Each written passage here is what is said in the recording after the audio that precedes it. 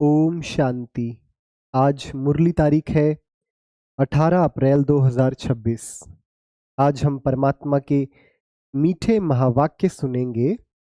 बाबा कहते हैं, मीठे बच्चे, तुम बाप द्वारा सम्मुख पढ़ रहे हो। तुम्हें सतयुगी बादशाही का लायक बनने के लिए पावन जरूर बनना है। प्रश्न बाबा पूछ रहे हैं, बाप के किस ऑक्यूपेशन को तुम बच्चे ही जानते हो? ऑक्यूपेशन मतलब क्या? उनका क्या काम है बाप का, उसको केवल तुम बच्चे ही जानते हो। उत्तर है, तुम जानते हो हमारा बाप बाप भी है, टीचर भी है और सतगुरु भी है। बाप कल्प के संगम युग पर आते हैं पुरानी दुनिया को नया बनाने, एक आदि सनातन धर्म की स्थापना करने। बाप अभी हम बच्चों को मनुष्य से देवता बनाने के लिए पढ़ा रहे हैं। यह ऑक्यूपेशन, ये जो काम है बाप का, हम बच्चों के सिवाय और कोई नहीं जानता। गीत है, भोलेनाथ से निराला और कोई नहीं। ओम शांति। ओम शांति का अर्थ तो बच्चों को बार बार समझाया है। ओम मतलब क्या? ओम मतलब मैं आत्मा हूं और मेरा यह शरीर है। शरीर भी कह सकता है कि मेरी यह आत्मा है। जैसे शिव बाबा कहते हैं, तुम मेरे हो। बच्चे कहते हैं, बाबा आप हमारे हो। वैसे आत्मा भी कहती है, मेरा शरीर। शरीर कहेगा मेरी आत्मा। अभी आत्मा जानती है मैं अविनाशी हूं। आत्मा बिगर शरीर कुछ कर न सके। शरीर तो है, कहते हैं मेरी आत्मा को तकलीफ नहीं देना। मेरी आत्मा पाप आत्मा है व मेरी आत्मा पुण्य आत्मा है। हमेशा ऐसा करते रहते, मेरी आत्मा मेरी आत्मा, मैं आत्मा। तुम जानते हो मेरी आत्मा सतयुग में पुण्य आत्मा थी। आत्मा खुद भी कहेगी, मैं सतयुग में सतो प्रधान अथवा सच्चा सोना थी। सोना है नहीं, यह तो एक मिसाल दे दिया है। आत्मा सोना थोड़ी है। हाँ, सोने जैसी, जैसे सोना होता है ना, खरा एकदम। तो ऐसे केवल एग्जाम्पल दे दिया है कि आत्मा कैसी है, सोने जैसी। गीत भी बना हुआ है ना, सोने की बन गई रे मेरी ज्योति बिंदु आत्मा, कमाल कर गई रे मेरी ज्योति बिंदु आत्मा। उसमें फिर आत्मा को एक बार कहते हैं, चांदी की बन गई रे मेरी ज्योति बिंदु आत्मा, फिर लोहे की बन गई रे मेरी ज्योति बिंदु आत्मा। लेकिन सच में ये लोहा, सोना, चांदी, तांबा ऐसे आत्मा है थोड़ा है, वो तो केवल एक मिसाल दे दिया है। बहुत बड़ा सुंदर गीत है ना, कमाल कर गई रे मेरी ज्योति बिंदु आत्मा। माताएं बड़ा झूमती हैं। हमारे यहाँ गोहाना में जब सूरज भाई आए थे तो इस गीत पर माताएं झूमने लगी, तो लाखों में व्यूज आए यूट्यूब पर उसके। हमारी आत्मा पवित्र थी, गोल्डन एज्ड थी। अभी तो कहते हैं इम्प्योर हूं। इम्प्योर मतलब बिल्कुल अपवित्र।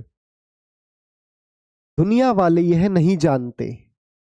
तुमको तो श्रीमत मिलती है, तुम अब जानते हो हमारी आत्मा सतो प्रधान थी, अब तमो प्रधान बनी है।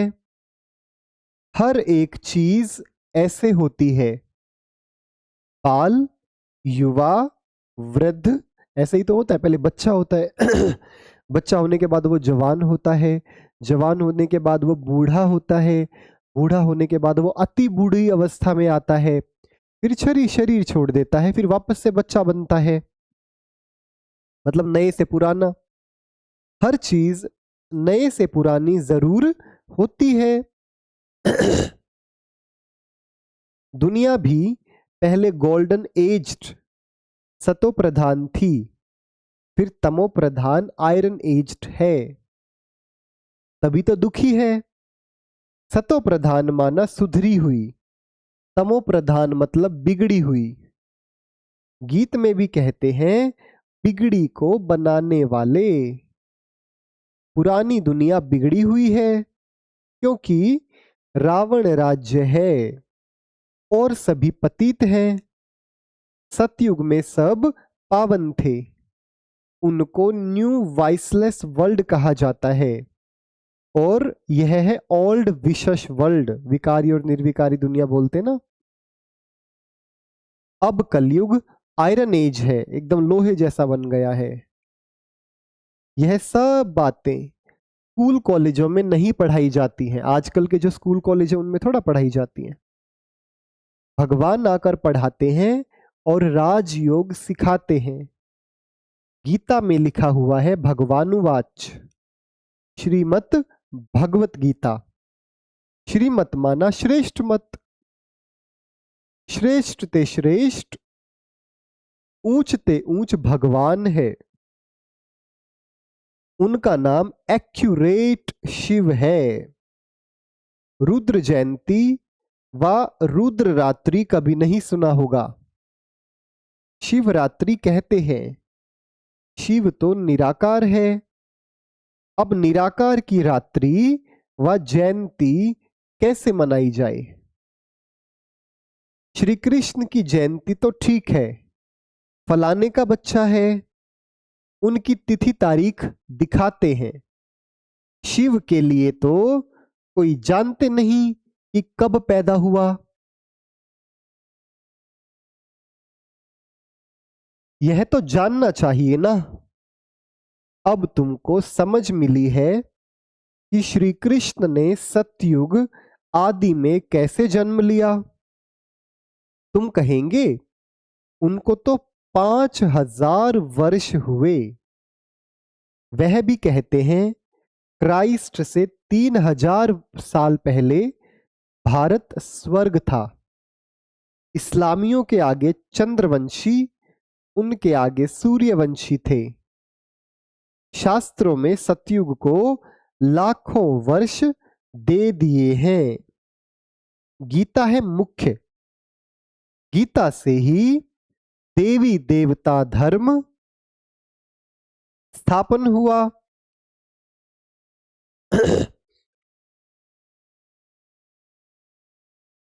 वह सतयुग त्रेता तक चला, अर्थात गीता शास्त्र से आदि सनातन देवी देवता धर्म की स्थापना परम पिता परमात्मा ने की। फिर तो आधा कल्प न कोई शास्त्र हुआ, न कोई स्थापक हुआ। बाप ने आकर ब्राह्मणों को देवता क्षत्रिय बनाया। गोया बाप 3 धर्म स्थापन करते हैं। यह है लीप धर्म।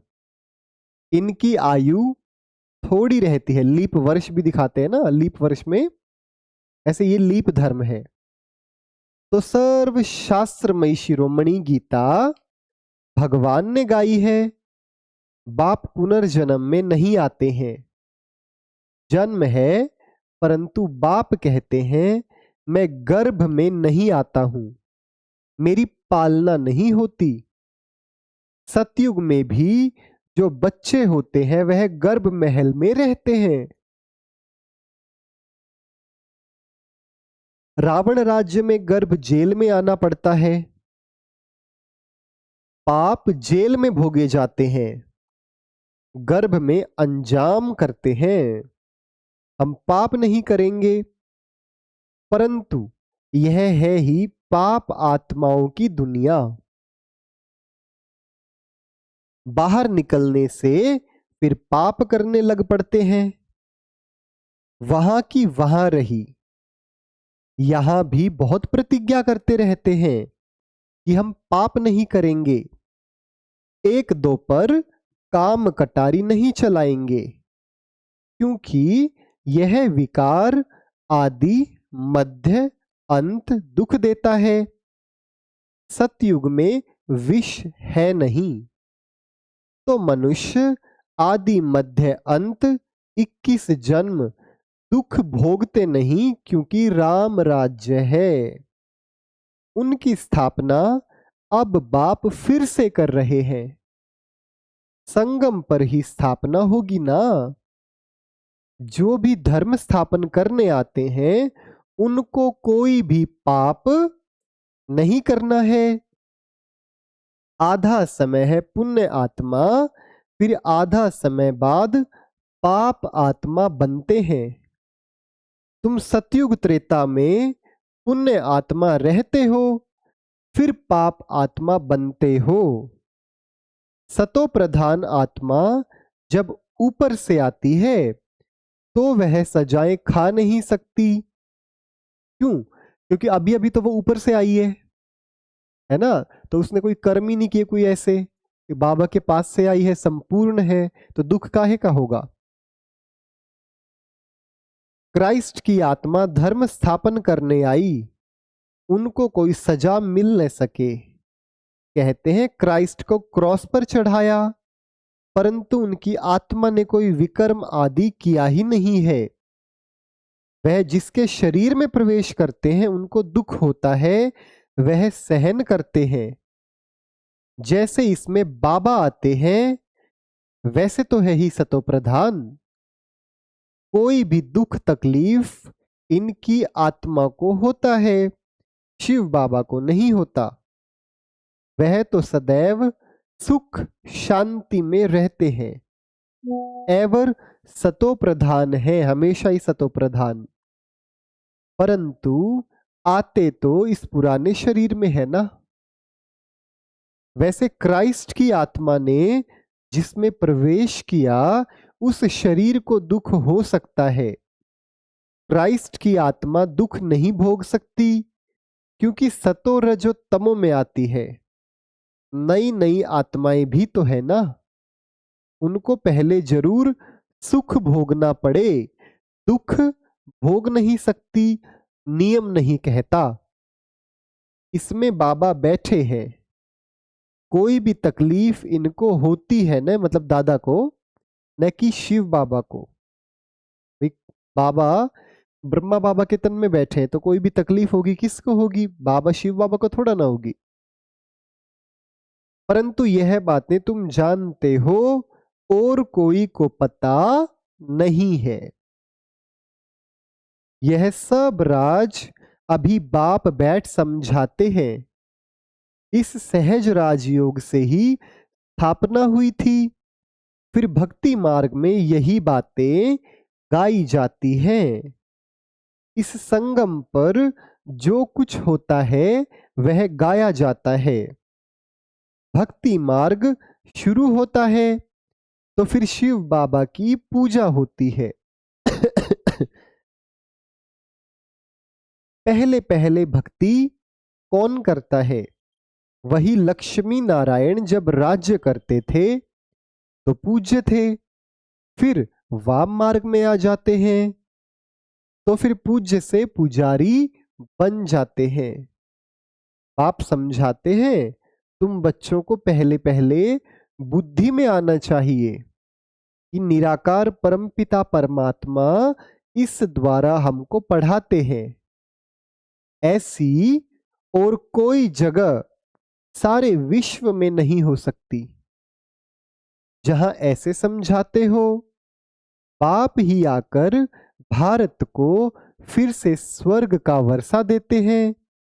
त्रिमूर्ति के नीचे लिखा हुआ है, deity world sovereignty is your godly birthright. Shiv Baba आकर, वे देवी देवताओं की जो बादशाही थी वो तुम्हारा जन्म सिद्ध अधिकार है। शिव बाबा आकर तुम बच्चों को स्वर्ग की बादशाही का वर्षा दे रहे हैं, लायक बना रहे हैं।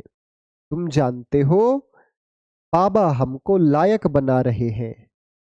हम पतित थे ना, पावन बन जाएंगे, फिर यह शरीर नहीं रहेगा। रावण द्वारा हम पतित बने हैं, फिर परम पिता परमात्मा पावन बनाए पावन दुनिया का मालिक बनाते हैं। वही ज्ञान का सागर पतित पावन है। यह निराकार शिव बाबा हमको पढ़ा रहे हैं। सब तो इकट्ठा नहीं पढ़ सकते, सम्मुख तुम थोड़े बैठे हो, बाकी सब जानते हैं। अभी शिव बाबा ब्रह्मा के तन में बैठ सृष्टि के आदि मध्य अंत का नॉलेज सुनाते होंगे। वह मुरली लिखित द्वारा आएगी, और सत्संगों में ऐसा थोड़ी समझेंगे। आजकल टेप मशीन भी निकली है, इसलिए भरकर भेज देते हैं। वह कहेंगे फलाने नाम वाला गुरु सुनाते हैं। बुद्धि में मनुष्य ही तो रहता है। यहां तो वह बात है नहीं। यह तो निराकार बाप नॉलेजफुल है। मनुष्य को नॉलेजफुल नहीं कहा जाता। गाते हैं गॉड फादर इज नॉलेजफुल, मतलब ज्ञान से भरपूर, पीसफुल एकदम शांति से भरपूर, ब्लिसफुल दुआओं से भरपूर। तो उनका वर्षा भी चाहिए ना। उनमें जो गुण हैं वह बच्चों को मिलने चाहिए, अभी मिल रहे हैं। गुणों को धारण कर हम ऐसे लक्ष्मी नारायण बन रहे हैं।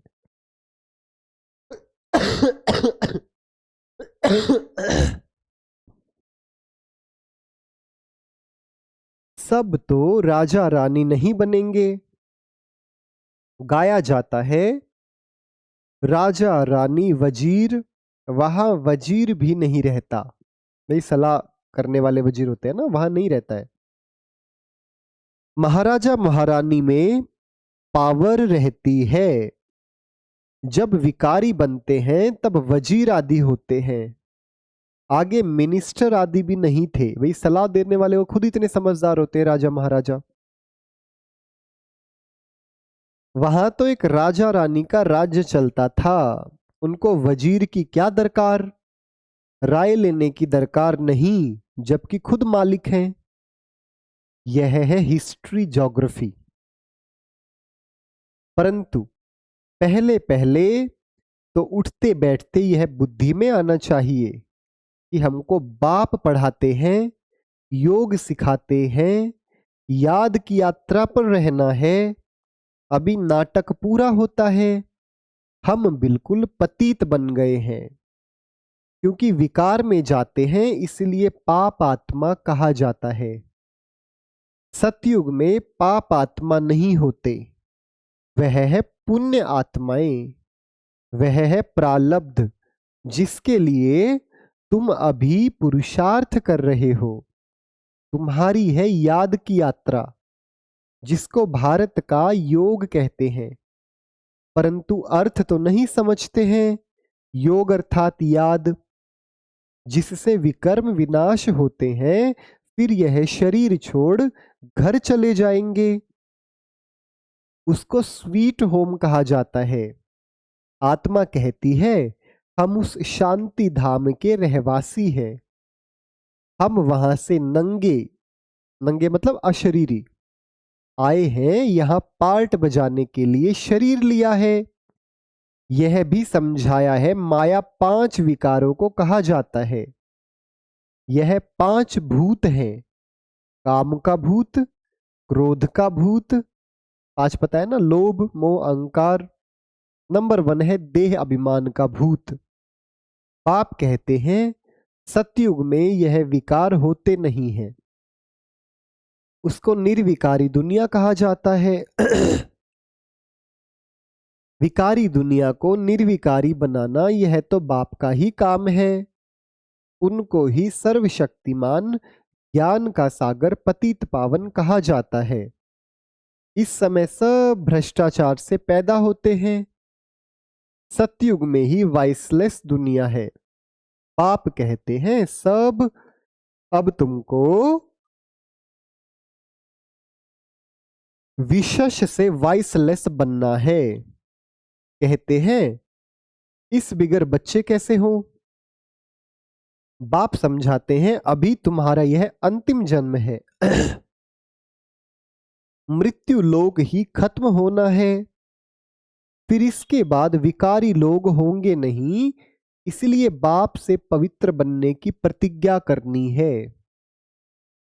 कहते हैं बाबा हम आपसे वर्षा अवश्य लेंगे। वह कसम उठाते हैं झूठा। गॉड जिसके लिए कसम उठाते हैं उसको तो जानते नहीं, वह कब कैसे आता है, उनका नाम रूप देश काल क्या है कुछ भी नहीं जानते। बाप आकर अपना परिचय देते हैं। अभी तुमको परिचय मिल रहा है। दुनिया भर में कोई भी गॉड फादर को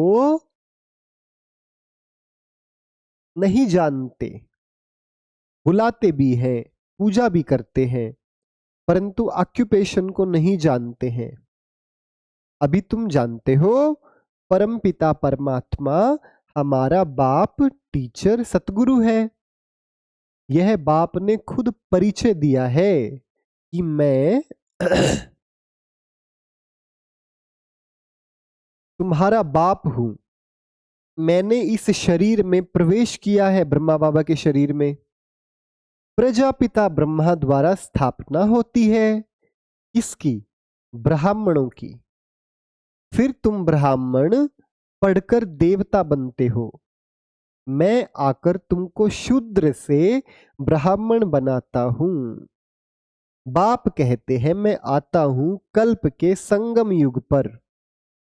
कल्प 5000 वर्ष का है। यह सृष्टि चक्र तो फिरता रहता है। मैं आता हूं पुरानी दुनिया को नया बनाने, पुराने धर्मों का विनाश कराने। फिर मैं आदि सनातन देवी देवता धर्म स्थापन करता हूं।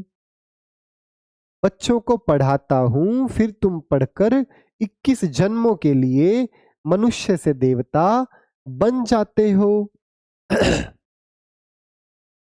देवताएं तो सूर्यवंशी चंद्रवंशी प्रजा सब हैं। बाकी पुरुषार्थ अनुसार ऊंच पद पाएंगे। अभी जो जितना पुरुषार्थ करेंगे वही कल्प कल्प चलेगा। समझते हैं? कल्प कल्प ऐसा पुरुषार्थ करते हैं ऐसा ही पद जाकर पाएंगे। यह तुम बच्चों की बुद्धि में है कि हमको निराकार भगवान पढ़ाते हैं। उनको याद करने से विकर्म विनाश होंगे। बिगर याद किए विकर्म विनाश हो नहीं सकते। मनुष्यों को यह भी पता नहीं कि कितने जन्म लेते हैं। शास्त्रों में कोई ने गपोड़ा लगा दिया है 84 लाख जन्म। अभी तुम जानते हो 84 लाख नहीं, केवल 84 जन्म है। यह अंत का जन्म है, फिर हमको स्वर्ग में जाना है। पहले मूल वतन में जाकर फिर स्वर्ग में आएंगे। अच्छा मीठे मीठे सिकिल दे बच्चों प्रति मात पिता बाप दादा का याद प्यार और गुड मॉर्निंग। रूहानी बाप की रूहानी बच्चों को नमस्ते।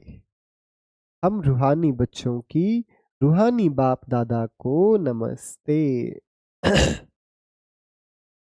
धारणा के लिए मुख्य सार नंबर पहला है, बाप से जो पवित्र बनने की प्रतिज्ञा की है उस पर पक्का रहना है। काम क्रोध आदि भूतों पर विजय अवश्य प्राप्त करनी है। नंबर दूसरा, चलते फिरते हर कार्य करते पढ़ाने वाले बाप को याद रखना है। अब नाटक पूरा हो रहा है, इसलिए इस अंतिम जन्म में पवित्र जरूर बनना है। वरदान, सर्व खजानों से भरपूर बन अपने चेहरे द्वारा सेवा करने वाले सच्चे सेवाधारी भव।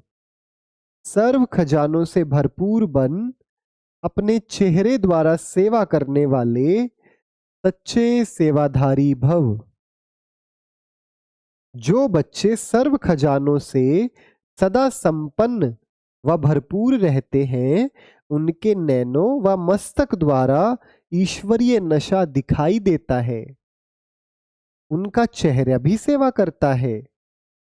जिसके पास जास्ती अथवा कम जमा होता है, वह भी उनके चेहरे से दिखाई देता है। जैसे कोई ऊंच कुल का होता है, तो उनके चेहरे से वह झलक और फलक दिखाई देती है। ऐसे आपकी सूरत हर संकल्प, हर कर्म को स्पष्ट करें, तब कहेंगे सच्चे सेवाधारी।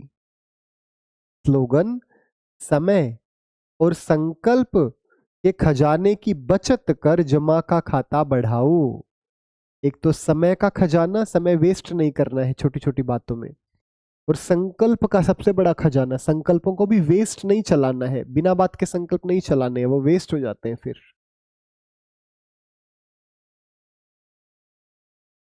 समय और संकल्प के खजाने की बचत करके जमा का खाता बढ़ाओ। ये अव्यक्त इशारे महान बनने के लिए मधुरता और नम्रता का गुण धारण करो। जब एक दो को मीठा खिलाते हो, उसमें मुख थोड़े समय के लिए मीठा होता है, लेकिन स्वयं ही मीठा बन जाओ। मुख से सदा ही मधुर बोल बोलो। जैसे मीठा खाने और खिलाने से खुश होते हो, ऐसे मधुर बोल स्वयं को भी खुश करते, दूसरे को भी खुश कर देते। इससे सदा सर्व का मुख मीठा करते रहो। सदा मीठी दृष्टि, मीठा बोल, मीठे कर्म हो। तो बाबा ने कितनी सुंदर मुरली चलाई आज की। तो इसके लिए बाबा का बहुत बहुत शुक्रिया बाबा, शुक्रिया बाबा, शुक्रिया बाबा। अच्छा, ओम शांति।